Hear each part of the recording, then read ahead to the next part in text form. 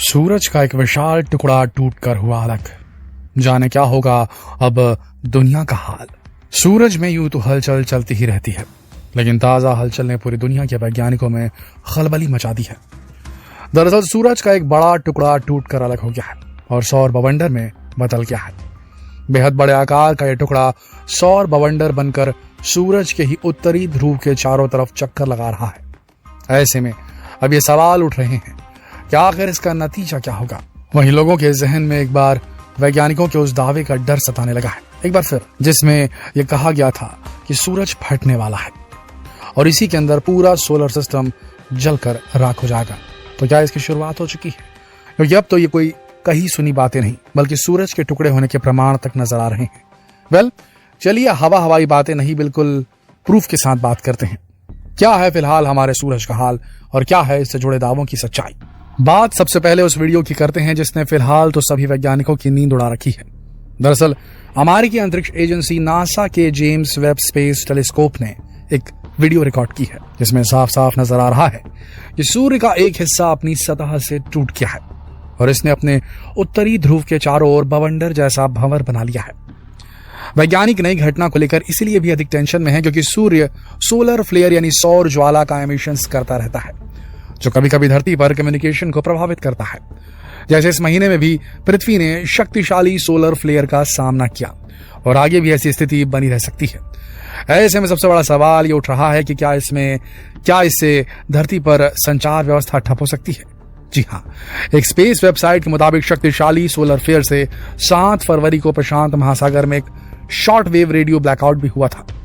विशेषज्ञों की माने तो हर 11 साल के सौर चक्र में एक बार सूर्य के 55 डिग्री लैटिट्यूड के साथ कुछ अजीब होना असामान्य नहीं है, लेकिन उन्होंने ये भी स्वीकार किया कि उन्होंने इस नए भंवर जैसा कभी नहीं देखा था कुछ। ये घटनाक्रम इसलिए भी महत्वपूर्ण है कि अब जो सौर चक्र चल रहा है उसमें इस तरह की गतिविधियों की आशंका हमेशा ही बनी रहेगी, लेकिन पहली बार इसने वैज्ञानिकों को भी परेशानी में डाल दिया है। विशेषज्ञों ने सौर तूफानों को कई बार देखा है, सोलर स्टॉर्म्स को। पिछले साल ही सौर फ्लेयर से पृथ्वी के जीपीएस सिस्टम, पावर ग्रिड और रेडियो सिग्नल के हिंड्रेंस होने की आशंका भी जताई गई थी। वैसे वैज्ञानिक इस घटना से जुड़ी अधिक जानकारी इकट्ठा करने और क्लियर पिक्चर देखने की कोशिश में लगे हैं। सूर्य पर वैज्ञानिकों की 24 घंटे नजर है। इस महीने कई शक्तिशाली फ्लेयर्स का अनुमान पहले ही लगाया गया था, जिससे किसी तरह के नुकसान न होने की भी बातें कही गई थी। वहीं आपको भी बता दें कि रिपोर्ट्स के मुताबिक सूर्य 2025 में अपने करंट 11 वर्षीय चक्र के दौरान अपनी गतिविधि के चरम पर पहुंचने की तरफ है। और हाँ, इस घटना के बाद एक बार फिर लोगों के मन में वो सवाल खड़े होने लगे हैं कि क्या कुछ साल पहले जिस तरह से बातें कही जा रही थी कि सूरज के फटते ही दुनिया खत्म हो जाएगी, वो वक्त आ चुका है। इस घटना के बाद चर्चा शुरू हो गई है कि क्या सूरज टुकड़ों में बिखरने वाला है, और अगर ऐसा हुआ तो क्या पृथ्वी पर भी प्रलय आने वाला है। तो दोस्तों, द मिरर की एक रिपोर्ट के मुताबिक वैज्ञानिकों ने दावा किया है कि सूरज के चलते दुनिया खत्म हो जाएगी। दावा करते हुए कहा कि सूरज फटने वाला है और इसी के अंदर पूरा सोलर सिस्टम जलकर राख हो सकता है। इसके फटने के समय हम में से कोई भी जिंदा नहीं होगा। वहीं ना सिर्फ पृथ्वी बल्कि सूरज पर निर्भर सभी ग्रह तबाह हो जाएंगे। सूर्य एक तारा है और अगर ये फट जाता है तो इसे सुपरनोवा कहा जाएगा, जिससे धमाका बेहद तेज और शक्तिशाली होगा। विस्फोट की धूल के बाद शायद और तारे और ग्रह बनेंगे। वहीं जब सूर्य फटेगा तो प्रकाश नहीं होगा और सूर्य के सबसे निकट के ग्रह भी नष्ट हो जाएंगे। बुध, शुक्र और पृथ्वी इन्हीं बर्बाद होने वाले ग्रहों में से एक होंगे।